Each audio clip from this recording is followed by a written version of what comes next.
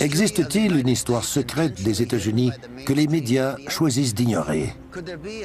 Pourrait-il y avoir une société clandestine de riches financiers qui aurait provoqué toutes les guerres et les dépressions? Y a-t-il une élite de l'ombre qui tire doucement les ficelles de notre monde pour la réalisation de son programme politique? Les réponses à ces questions pourraient vous surprendre. Il y a près de 200 ans, Thomas Jefferson écrivait « Si le peuple américain donnait un jour le pouvoir aux banques d'émettre la monnaie, les banques et les compagnies qui en résulteraient déposséderaient tous les gens de leurs propriétés jusqu'à ce que leurs enfants se réveillent sans abri sur le continent que leurs pères ont occupé. » Depuis la fondation des États-Unis, il y a eu une bataille constante pour savoir qui contrôlerait la quantité d'argent en circulation dans le système. Serait-ce une banque centrale ou bien le peuple, par le biais du Congrès, pour le bénéfice de tous les Américains? Tout tourne autour de la Réserve fédérale, une banque privée à qui on a donné le monopole de la création de la monnaie de papier. Chaque billet de $100 que le système de réserve fédérale imprime et qui est vendu au gouvernement des États-Unis à sa valeur nominale représente un prêt de $100. Même si le gouvernement l'achète, il doit quand même payer des intérêts. Un siècle après Jefferson, Abraham Lincoln élaborait sur le même sujet. Le gouvernement doit créer, émettre et distribuer toute la monnaie.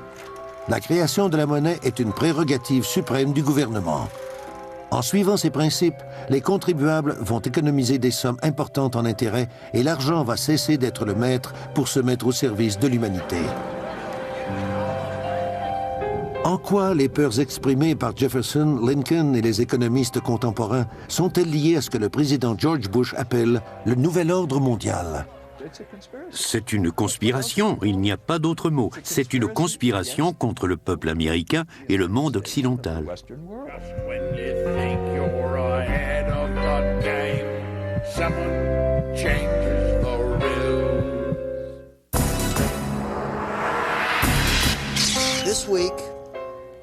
Nous allons examiner la scène d'un crime si grave que vous n'allez pas y croire. Un crime tellement bien ficelé que plus de 80 ans plus tard, la plupart des gens ignorent qu'il a été commis. La création du système de réserve fédérale englobe plus que la monnaie. Certains y voient la naissance d'une conspiration criminelle pour voler l'argent durement gagné par la classe moyenne américaine. D'autres croient que cela fait partie d'un plan pour amener le monde entier sous la coupe d'une élite internationale qui travaille dans l'ombre et qui a appelé son projet le Nouvel Ordre Mondial.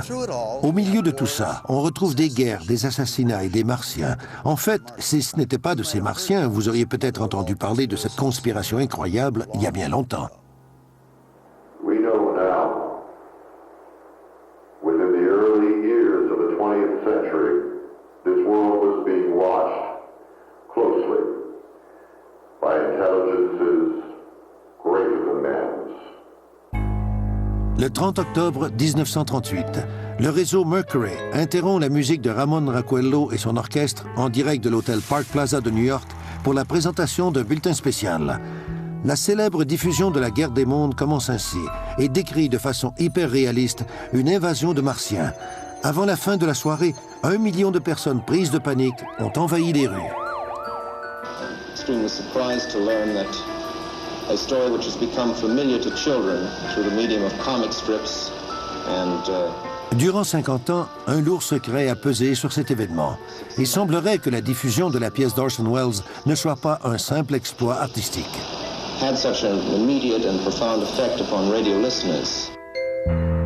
Ce serait en fait un test psychologique complexe de stratégie militaire effectué par C.D. Jackson pour le compte de la Fondation Rockefeller.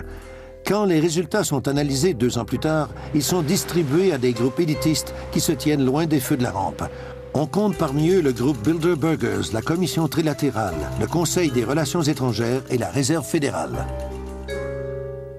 C.D. Jackson avait un poste similaire à celui du directeur du Conseil national de sécurité à la Maison-Blanche sous Eisenhower. C'était le chef de la guerre psychologique. La mise au jour du véritable but de la diffusion de la guerre des mondes, c'est-à-dire dans le cadre d'un test psychologique militaire, est essentielle pour comprendre pourquoi les experts croient que la Réserve fédérale, le groupe Bilderbergers et d'autres groupes du genre tirent les ficelles qui contrôlent nos sociétés. C'est une fraternité dont les membres ont un objectif en commun, celui de garder le contrôle. L'Amérique s'est développée et s'est enrichie si rapidement que nous avons toujours été la bête noire de ces types du nouvel ordre mondial. Ils n'ont jamais réussi à exercer totalement leur contrôle sur nous. L'Amérique est leur cible principale et quand ils l'auront eu, le reste du monde suivra rapidement. Des manias comme J.P. Morgan, par exemple, qui était si riche qu'on l'a choisi comme emblème du jeu de Monopoly, se cachent derrière la façade de la version officielle de l'histoire. Mais leurs objectifs secrets seraient tissés à même l'économie mondiale. Si c'est vrai, nous ne serions que des pions dans un jeu dont les règles ont été écrites dans les corridors de clubs sociaux privés il y a plus d'un siècle.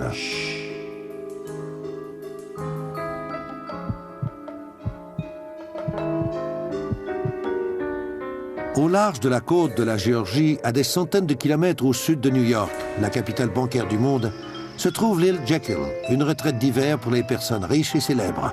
Ce petit paradis au milieu de l'océan a déjà été la propriété de M. Monopoly lui-même, le financier international J.P. Morgan. C'est à cet endroit que 6 banquiers internationaux, réunis en huis clos dans le plus grand secret, ont élaboré les plans de ce qui allait devenir l'institution privée la plus puissante de l'Amérique, le système de réserve fédérale.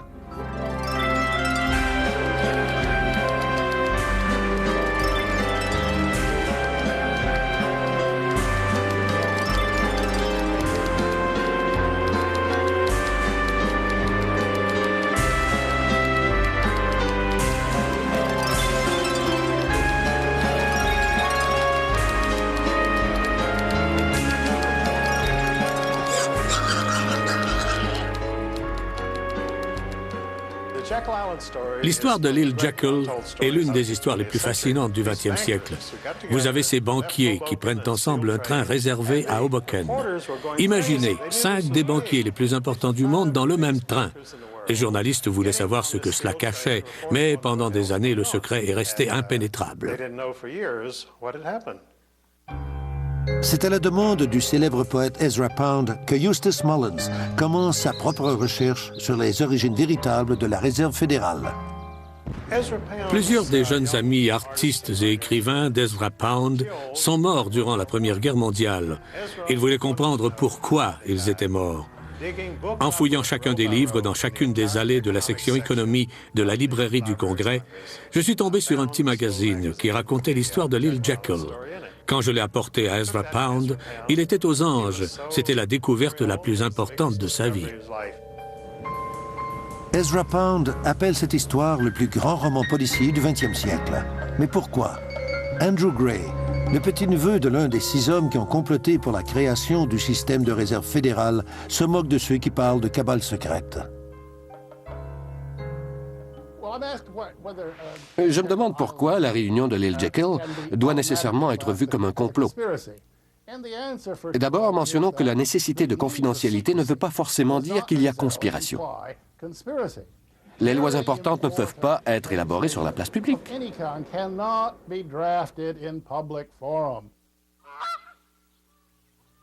En 1910, il se donne le nom de Club de l'île Jekyll.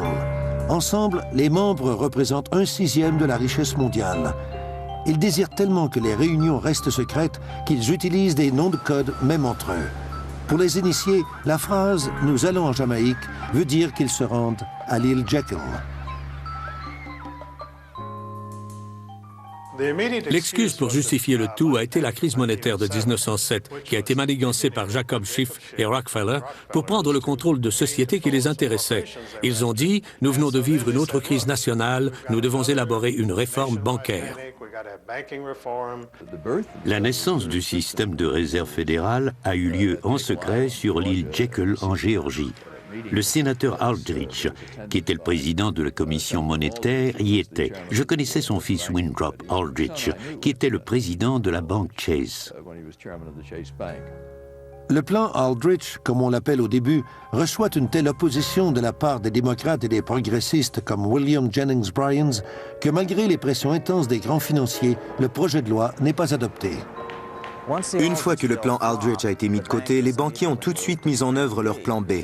Comme il n'avait pas réussi avec un président républicain, il fallait le faire passer avec un démocrate. En 1912, nous avions un président républicain très populaire du nom de William Howard Taft. Les banquiers avaient besoin de Woodrow Wilson pour faire adopter leurs lois. Wilson n'avait pas de charisme, il ne faisait pas le poids contre Taft. Teddy Roosevelt. He was an explosion upon the political scene. Dynamic, outspoken, warm, colorful, exciting, inspiring. And under the surface was a man of ideals. On peut dire que J.P. Morgan avait Theodore Roosevelt dans sa poche. Son bras droit, George Perkins, le vice-président de sa banque de New York, vivait à la Maison-Blanche. C'était son agent de liaison avec le président. Ils ont donc tiré Theodore Roosevelt de sa retraite et il a formé le Parti progressiste, ce qui a scindé le Parti républicain et a permis l'élection de Woodrow Wilson. C'était le seul moyen d'arriver à leur fin. Tout de suite après son élection, le président Wilson a convoqué une session spéciale du Congrès pour abolir le tarif protecteur, qui était l'une des assises de ce pays. Il a ensuite instauré l'impôt fédéral sur le revenu. Puis, pour compléter cette révolution, il y a eu la création de la Réserve fédérale en décembre 1913.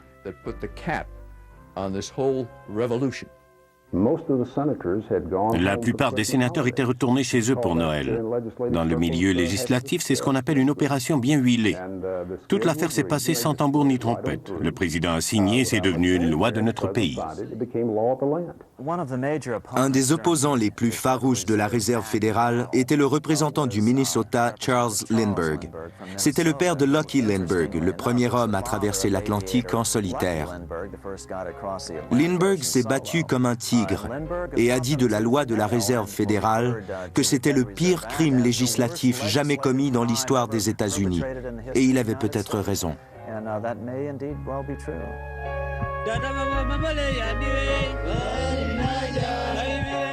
Dès 1916, le président Wilson commence à avoir des remords. Il déclare « La croissance de notre nation et toutes nos activités sont entre les mains de quelques hommes. » Vers la fin de sa vie, Wilson admet qu'il a été trompé et qu'on l'a forcé à signer cette loi. On prétend qu'avant de mourir, il a murmuré « J'ai involontairement ruiné mon gouvernement. » Selon la loi, lorsque des gens se concertent pour voler quelqu'un, c'est une opération criminelle. Ça ne peut pas être autre chose. Peu importe ce qui arrive par la suite, on ne peut pas effacer ces débuts criminels. Voilà ce à quoi nous faisons face aujourd'hui, un syndicat du crime. C'est comme ça depuis le début. La création de la Réserve fédérale représenterait donc une prise de contrôle des États-Unis par un groupe de financiers internationaux. La Réserve a été créée pour servir les intérêts de quelqu'un, ça ne fait aucun doute. Mais les intérêts de qui? Ce n'étaient pas les intérêts du milieu bancaire américain, mais ceux du milieu bancaire international.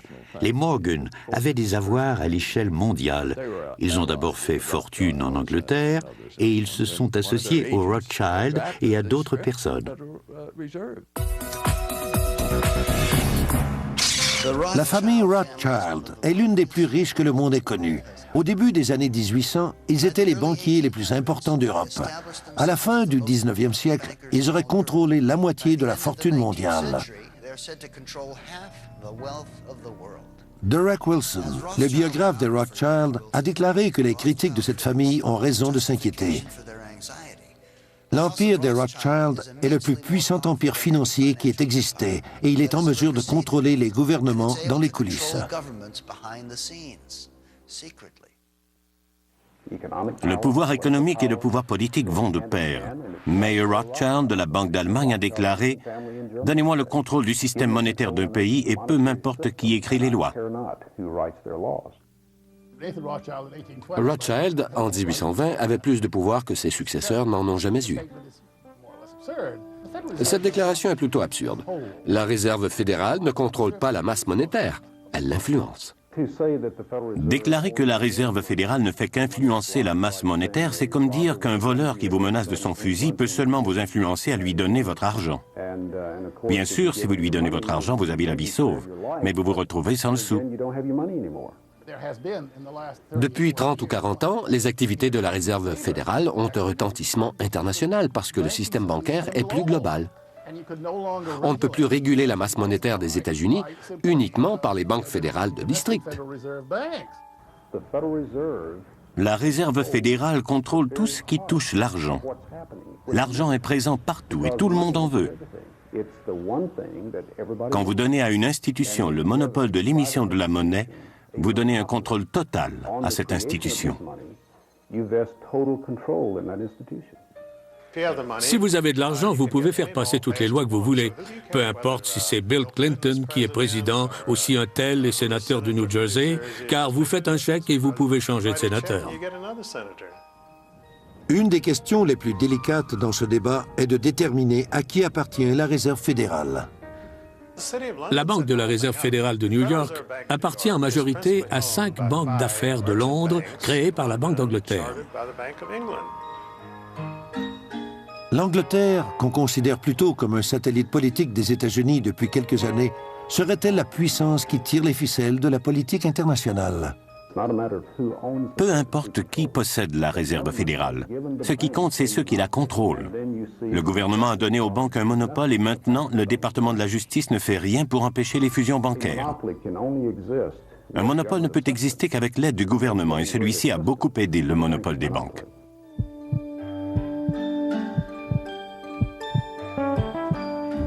Les accusations les plus graves portées aux dirigeants de la Réserve fédérale sont qu'ils seraient responsables de 3 des plus grandes tragédies du XXe siècle. La Première Guerre mondiale, la Deuxième Guerre mondiale et la Grande Dépression.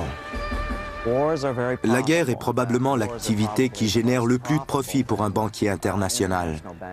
Par conséquent, dans l'histoire de l'Europe et de l'Amérique du Nord depuis 300 ans, on voit des banquiers internationaux qui aident les nations belligérantes des 2 côtés de la ligne de front.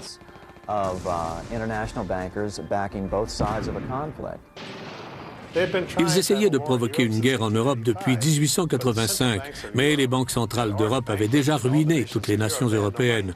Le seul argent qui restait était aux États-Unis. Pour y avoir accès, ils devaient imposer une banque centrale au peuple américain. On l'a présenté comme le moyen d'assurer la stabilité économique de l'Amérique.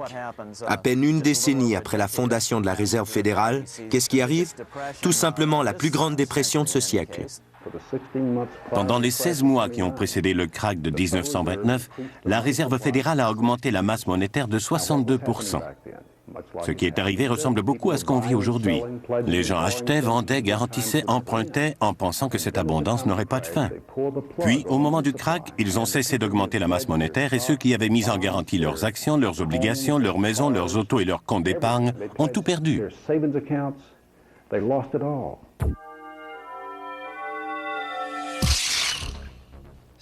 Au cours des guerres, ces hommes vendent des armes à l'un des adversaires et prêtent de l'argent à l'autre pour faire des profits.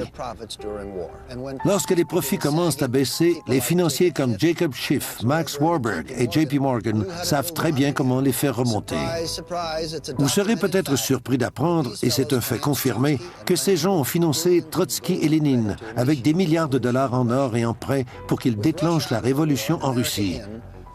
Avec l'entrée des États-Unis dans la guerre et le départ de la Russie, le conflit a duré 2 ans de plus. 2 ans de vente d'armes et de prêts sur lesquels faire des profits pendant de nombreuses années. La guerre est une entreprise extrêmement rentable. Après la Première Guerre mondiale, le sénateur Gerald Nye a organisé une commission devant laquelle il a traîné les plus gros financiers et industriels pour examiner les profits qu'ils avaient réalisés au cours de la guerre. La guerre est très profitable et quiconque dit le contraire est menteur ou fou. Ils ont réussi à nous faire entrer dans la Première Guerre mondiale. En fait, grâce à eux, la guerre a continué pendant 2 années supplémentaires. Il y a plusieurs personnes qui croient que toutes les guerres de ce siècle ont eu lieu pour qu'un petit groupe de financiers puisse faire des profits. Des gens qui sont dans la sphère d'influence du groupe Bilderberg et de la commission trilatérale. Prenons la guerre des Balkans. Qui a fourni des armes à Milosevic? Ce sont les Soviétiques. Qui finance l'industrie militaire de l'Union soviétique? Les États-Unis et les banquiers européens. Les banquiers ont toujours financé les deux camps lors de conflits majeurs.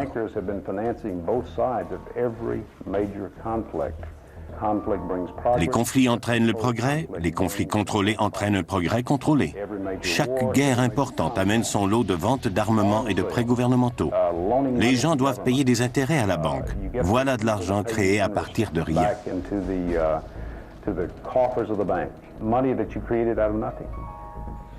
L'économiste et prix Nobel Milton Friedman prétend que la Réserve fédérale a provoqué la Grande Dépression en réduisant volontairement la masse monétaire en circulation. Les déposants de tout le pays ont eu peur de perdre leurs épargnes et ils se sont dépêchés de les encaisser. Ça a été la course et les banques sont tombées comme des mouches. Le système de réserve fédérale n'a pas réagi alors qu'il avait le pouvoir, le devoir et la responsabilité de fournir l'argent qui aurait permis aux banques de remplir leurs obligations face aux déposants sans avoir à fermer leurs portes.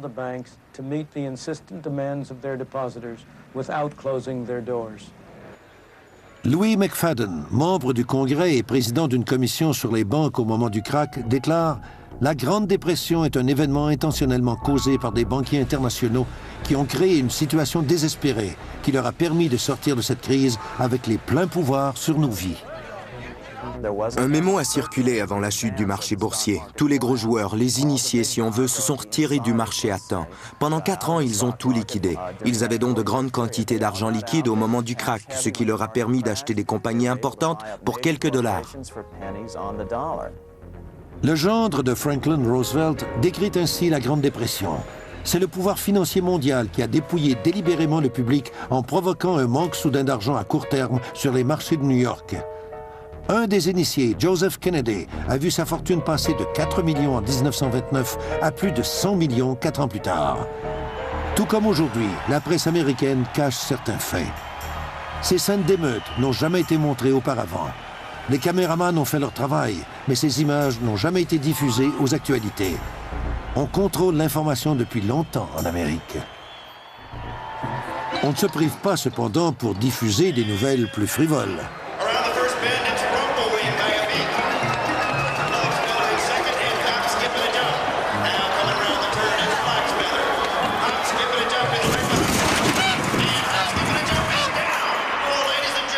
Heureusement, des personnalités populistes comme le président Andrew Jackson, William Jennings Bryan et le père Charles Coughlin ont assez de courage pour dénoncer les faits.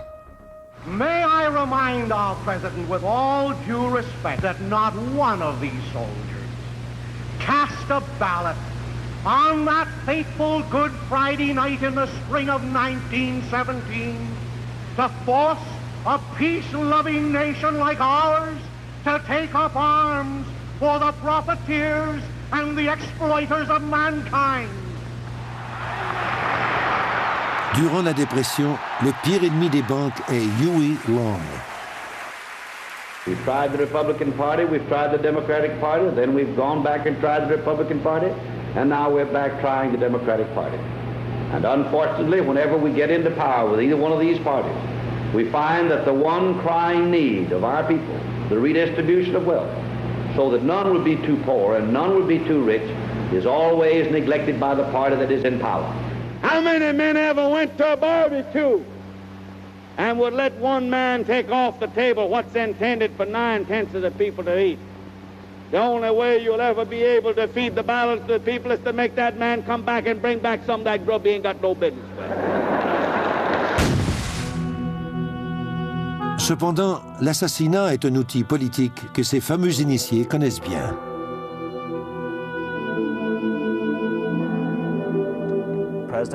Prenons l'exemple du président Jackson, qui était le principal opposant à une banque centrale privée à cette époque. Un assassin s'est présenté devant lui et lui a mis 2 pistolets sur le ventre. Il a tiré, mais les 2 pistolets se sont enrayés, ce qui a sauvé Jackson. On a appris par la suite que l'assassin avait des liens avec les banquiers internationaux. C'est intéressant de noter que si les livres d'histoire ne s'attardent pas beaucoup à ce problème des banques, Jackson, lui, considérait que c'était l'une de ses réalisations les plus importantes. En fait, il a même fait écrire sur sa pierre tombale « J'ai tué la banque ». Someone changes the rules. Après la guerre civile américaine, le chancelier allemand Otto von Bismarck fait la déclaration suivante. La division des États-Unis a été orchestrée par les pouvoirs financiers d'Europe. Ils avaient peur que les États-Unis anéantissent leur domination financière sur le monde. Ils voyaient un grand avantage à faire affaire avec deux démocraties affaiblies par leurs dettes plutôt qu'à une république forte et indépendante. Abraham Lincoln est conscient de cela et fait tout en son pouvoir pour préserver l'Union. Mais pour y arriver, il a besoin d'argent, de beaucoup d'argent. Il fait appel aux banquiers de Wall Street qui lui demandent 36% d'intérêt par année. Lincoln choisit une alternative moins coûteuse et demande au Congrès d'émettre l'argent. Les billets sont appelés greenbacks et ne sont pas garantis par de l'or mais par le crédit du gouvernement des États-Unis. Avec cette solution, le gouvernement ne paie pas un sou d'intérêt aux banquiers privés.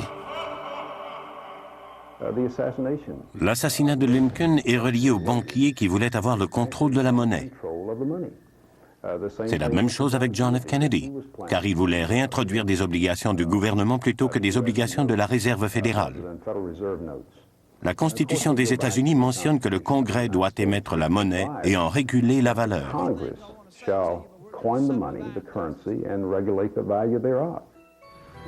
Si vous demandez aux gens sur la rue qui émet la monnaie, ils vont vous répondre que c'est le gouvernement. C'est la raison pour laquelle tout ce mensonge fonctionne. Les gens savent intuitivement que c'est le gouvernement qui devrait émettre la monnaie. La Réserve fédérale n'est pas fédérale et n'a pas vraiment de réserve. Dans l'annuaire téléphonique, vous ne la trouverez pas dans les pages bleues du gouvernement. Elle est citée dans la section Affaires, juste après Federal Express. Louis McFadden a combattu la Réserve fédérale jusqu'à son dernier souffle. Il disait que c'était un super-État contrôlé par des banquiers et des industriels internationaux dans le but d'asservir le monde pour leur propre plaisir. On a tenté 2 fois de l'éliminer. D'abord, un tireur l'a raté, puis il a été empoisonné, mais un médecin a réussi à lui faire un lavage d'estomac. Des gens assez puissants pour causer les 2 guerres mondiales et la Grande Dépression doivent avoir une sorte de club pour se rencontrer et pour partager les profits. Si vous n'avez jamais entendu parler des Bilderbergers, c'est qu'ils n'ont jamais voulu que vous les connaissiez. À leur rencontre annuelle en huis clos, personne ne peut approcher les bâtiments. Les individus les plus puissants du monde occidental s'y rencontrent. Mais le New York Times, le Washington Post ou le LA Times n'en parlent jamais.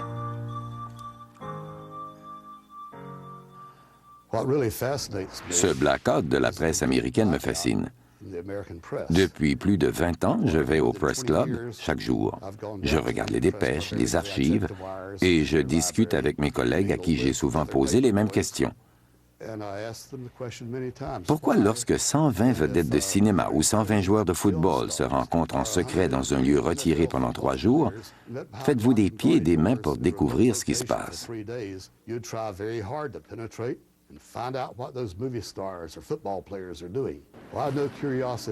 Pourquoi n'avez-vous pas la même curiosité lorsque 120 financiers et politiciens qui ont un pouvoir extraordinaire se rencontrent dans un lieu retiré et entouré de gardes armés? La sécurité est importante mais discrète. Qu'arriverait-il si quelqu'un essayait de se faufiler à travers ces arbres?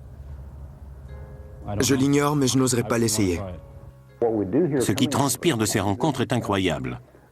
Ils planifient un nouvel ordre mondial pour renforcer leur pouvoir politique et économique au plus haut niveau.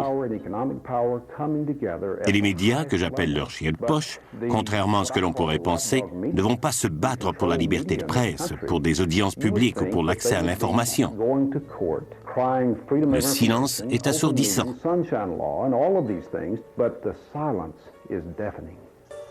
Lors de la dernière rencontre du groupe Bilderberg, on comptait parmi les invités le conseiller du président George Stephanopoulos, le sénateur Sam Nunn, David Rockefeller, l'ancien sénateur Lloyd Bentsen et Henry Kissinger. Un mois plus tôt, 50 groupes libéraux se sont rencontrés à Washington pour discuter de leur opposition aux banques internationales et à la globalisation de l'économie. En réaction à cette rencontre, les Bilderbergers discutent du rôle des libéraux dans les organisations. Le mouvement séparatiste au Canada est aussi à l'agenda. Ils analysent comment les provinces fragmentées de ce pays pourraient être absorbées par les États-Unis. Il discute également de l'expansion de l'ALENA, de l'Alaska jusqu'au Chili, pour augmenter les profits des entreprises en encourageant les compagnies américaines à déménager en Amérique latine, où la main-d'œuvre est moins coûteuse et les lois environnementales moins sévères. Le groupe Bilderberg, le Conseil des relations étrangères et la Réserve fédérale semblent tirer les ficelles de nos vies comme des marionnettistes au sommet de leur art. Est-ce la vérité ou simplement les divagations de théoriciens de la conspiration? Les gens qui traitent les théoriciens de la conspiration de théoriciens de la conspiration ne sont pas les théoriciens eux-mêmes. Nous parlons de faits. Le groupe Bilderberg existe. La Réserve fédérale existe. Les membres du groupe Bilderberg sont ceux qui contrôlent la Réserve fédérale. Voilà des faits. David Rockefeller a remercié les médias en personne pour avoir étouffé toute l'affaire. Il a dit « Sans votre aide, nous n'aurions pas pu mener à terme notre expansion mondiale. Ils conspirent pour éliminer les États-Unis tels que nous les connaissons, simplement en faisant disparaître notre identité nationale. » Pourquoi les principaux médias ne parlent pas de ces choses?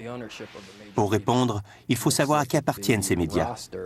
Si on regarde la liste d'invités aux réunions du groupe Bilderberg, on peut y voir Katharine Graham, la propriétaire du Washington Post. Il y a aussi Conrad Black, qui est un magnat de la presse au Canada et en Europe. Il a lui-même organisé l'une de ces réunions il y a quelques années. Chaque année, ils se rencontrent en secret et il y a un blackout total de la presse. Aucun de ces journaux ne rapporte ce qui s'y passe. Dans notre pays, la presse est le quatrième pouvoir. Vous avez le pouvoir judiciaire, le pouvoir législatif et le pouvoir exécutif du gouvernement. Puis vous avez la presse, qui a le devoir de garder un œil sur les trois autres. Si les dirigeants des trois autres pouvoirs travaillent de concert avec les dirigeants du monde entier pour déterminer les politiques économiques, les guerres et les droits humains, alors la presse a la responsabilité de s'ingérer pour informer le peuple. Il y a quelques années, en 1997, la femme du président a assisté à l'une de ces rencontres en Géorgie et quelques journaux locaux l'ont mentionné. La première dame des États-Unis en réunion avec des personnes qui veulent possiblement contrôler le monde. Ça aurait dû faire la une de tous les quotidiens. Les banquiers internationaux constituent le cinquième pouvoir et ils ne pourraient rien accomplir sans le contrôle des médias électroniques. Ce qui les dérange le plus, c'est la montée d'Internet, du câble et de toutes ces émissions de télévision ou de radio qu'ils ne peuvent pas contrôler. Ils ont besoin de ce contrôle, sinon ils n'arriveront pas à leur fin. Ce qui peut sembler une conspiration aux yeux de quelqu'un ne relève peut-être que du privé aux yeux d'un autre. En fait, le groupe Bilderberg a une véritable atmosphère de club privé. On ne peut y entrer que sur invitation. Quand on s'arrête à des groupes comme le Conseil des relations étrangères, les Bilderbergers, la Commission trilatérale, il ne faut pas oublier que les banquiers travaillent au niveau international. Les banques centrales de tous les pays travaillent ensemble. Le Conseil des relations étrangères a été formé à la conférence de la paix de Versailles après la Première Guerre mondiale. Plusieurs conservateurs croient que c'est ce Conseil qui dirige les États-Unis, mais ce ne sont que des intermédiaires, car les ordres viennent directement de Londres. Apparemment, les décisions prises en secret par les Bilderbergers affectent davantage nos vies que les politiques adoptées lors des débats entre démocrates et républicains. Puisque les autres journaux ne s'y intéressent pas, The Spotlight, un petit journal de Washington, s'attaque à lui seul au voile de mystère qui entoure ces rencontres secrètes. Grâce à nos enquêtes sur le groupe Bilderberg, nous avons pu prédire la fin de la guerre froide, la chute de Margaret Thatcher, la guerre du Golfe et le revirement du président George Bush sur l'augmentation des impôts. Les sociétés financières qui sont dominantes à la Réserve fédérale et au groupe Bilderberg gravitent en grande partie autour des familles Rockefeller et Rothschild. La Chase Manhattan et la Citibank, par exemple, sont dans la sphère d'influence des Rockefeller et des Rothschild. Ils sont la base de l'élite de Bilderberg. Ce qui est particulièrement troublant, c'est que les membres de ces groupes puissent même choisir le président des États-Unis. In December of 1974, there was a major headline on the editorial page of the Atlanta Constitution that said Jimmy Carter is running for what? And the what was about this today. Running American president. Jimmy Carter n'avait été gouverneur de la Géorgie que le temps d'un mandat, et le peuple le connaissait à peine. Cependant, il était en contact avec l'élite internationale parce qu'il était membre de la commission trilatérale de David Rockefeller. On peut affirmer que personne n'avait entendu parler de Jimmy Carter avant. Pourtant, quelques années plus tard, il commence sa campagne électorale en vue de la présidence. Il devient candidat démocrate et toute la presse américaine l'appuie, en particulier les médias affiliés au Rockefeller. Jimmy Carter est dépeint comme un populiste, un gars du peuple. Pourtant, il évoluait dans les plus hautes sphères de l'élite internationale. Quand j'ai découvert que Bill Clinton, le gouverneur pratiquement inconnu de l'Arkansas, avait assisté à la réunion des Bilderberg en 1991 en Allemagne, je pouvais prédire un futur politique intéressant à ce jeune homme. Quand j'ai découvert en 1991 que Bill Clinton était allé à la réunion du groupe Bilderberg, j'ai prédit qu'il serait le candidat démocrate à la présidence. Je ne croyais pas qu'il serait élu président. Cependant, les Bilderbergers l'ont choisi pour être président. Will, to the best of my ability, preserve, protect, and defend the Constitution of the United States. Preserve, protect, and defend the Constitution of the United States. So help me God. So help me God. Tout comme Jimmy Carter, Bill Clinton est un produit de l'Empire Rockefeller. Mais il était encore mieux placé que Carter, puisqu'en plus d'être membre de la commission trilatérale, il a été invité à faire partie du Conseil des relations étrangères. Clinton avait donc la bénédiction des Rockefeller et des Rothschild. Comme tous les enfants américains, j'ai grandi avec le sentiment que le président des États-Unis était l'homme le plus puissant du monde. Ce n'est pas ça du tout. Même Bill Clinton a admis qu'il n'était qu'un président virtuel dans un de ses discours en 1998.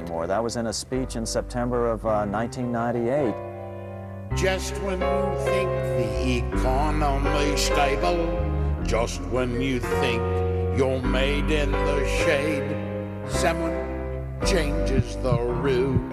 Si cette conspiration existe, les fomenteurs de ce qu'on appelle librement le nouvel ordre mondial ont parmi leurs priorités la libre circulation des capitaux et des biens entre les nations. Les membres de cette élite ont été les principaux partisans du libre-échange, parce que ce sont eux qui contrôlent les plus importantes multinationales. Ce sont ces gens qui veulent fabriquer des téléviseurs à Mexico et qui vont appauvrir les pays du tiers-monde en traitant les travailleurs comme des esclaves pour tirer un plus grand profit de la vente de ces produits aux États-Unis.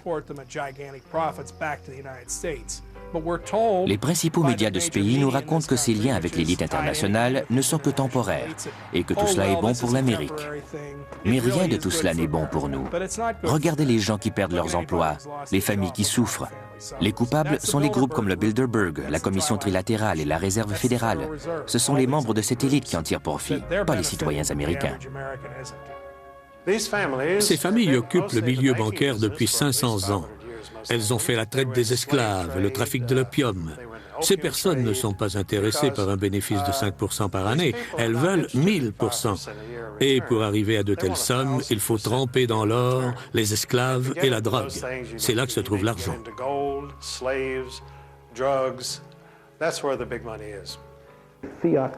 Nous avons une monnaie fiduciaire, c'est-à-dire qu'elle n'a aucune valeur intrinsèque. En d'autres mots, elle n'est garantie que par la confiance dans le crédit de celui qui imprime la monnaie. Si c'est une banque qui crée la monnaie, alors votre confiance est placée dans leur habileté à garder la valeur de cette monnaie à un niveau acceptable par tous.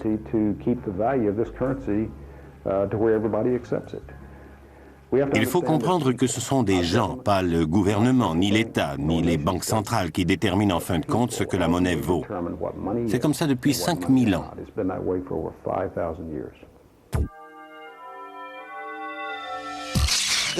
La question initiale demeure.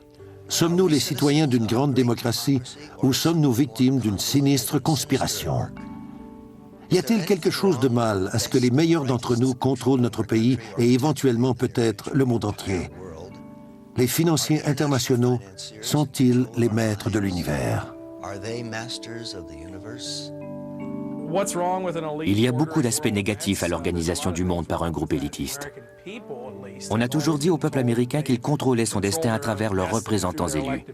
Quand on apprend que ces représentants élus se rencontrent à huis clos, entourés de gardes armés, et que le peuple n'a aucune façon d'intervenir dans les décisions prises par eux, décisions qui vont affecter le futur du peuple américain et du reste du monde, on est en droit de se demander pourquoi ces personnes ont le pouvoir de dicter notre avenir. L'objectif principal d'un gouvernement mondial est d'éliminer le nationalisme. On peut se demander pourquoi ce n'est pas bien d'éliminer le nationalisme, puisque cela enrayerait les guerres du même coup. La réponse sort de la bouche du Britannique Lord Acton. Le pouvoir total corrompt totalement. Si vous pouviez imprimer $1 milliard demain, vous pourriez devenir le maître de l'univers. Mais c'est impossible, car ils ont le monopole. Aussi longtemps qu'ils vont pouvoir imprimer l'argent et acheter le New York Times, le Washington Post, les membres du Congrès et les présidents, nous ne pourrons rien faire contre eux. Lorsqu'une poignée de personnes dirige le gouvernement, ce n'est plus un gouvernement démocratique. Le gouvernement des États-Unis est dirigé par une cabale secrète. Et ce n'est pas qu'ici. C'est la même chose en Angleterre, en France, en Allemagne, dans les autres pays d'Europe et, dans une moindre mesure, au Japon. C'est une conspiration contre les États-Unis et l'Occident. Il n'y a pas d'autre mot.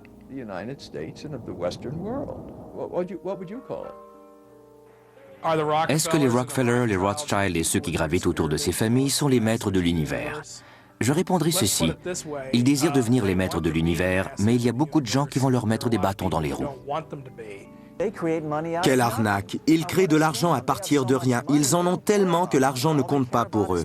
Tout ce qui compte, c'est le pouvoir. Ils veulent seulement être en mesure de contrôler la situation politique pour arriver à leur fin. Ils n'ont pas encore réussi aux États-Unis en raison de la richesse, de l'indépendance et de l'esprit patriotique des Américains de la classe moyenne. C'est la seule chose qui empêche notre monde de sombrer dans le despotisme totalitaire. Si je vous sers une tasse de café qui contient 95% de café et 5% d'arsenic, même s'il y a plus de café, vous allez mourir. Ce que l'on nous sert, c'est un mélange de vérité et de mensonge pour expliquer les événements qui surviennent dans notre monde. Il y a assez de vérité pour que ce soit plausible, mais assez de mensonges pour que l'on reste dans l'ignorance. Il faut blâmer en grande partie notre système d'éducation. Nous sommes en train de faire des idiots avec nos enfants. C'est la forme la plus cruelle de censure. La majorité des enfants de cette génération sont incapables de lire les livres qui démasquent ces hommes.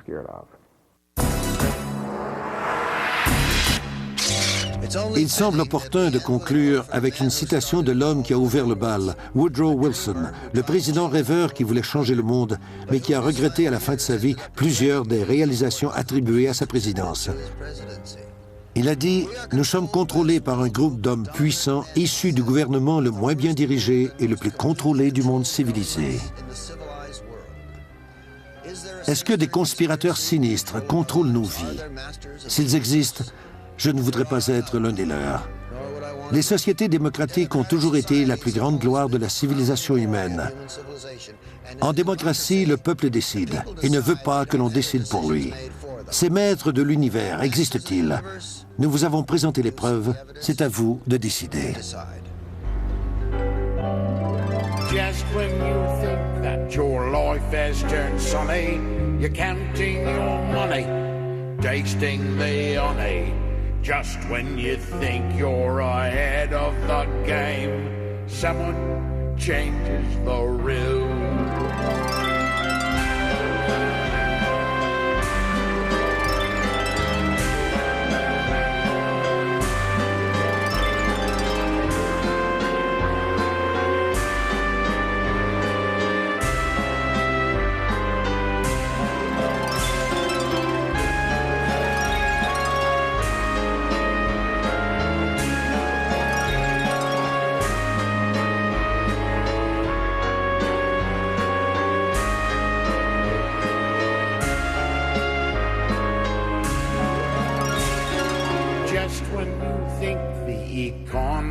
Stable, the interest is low, inflation is slow.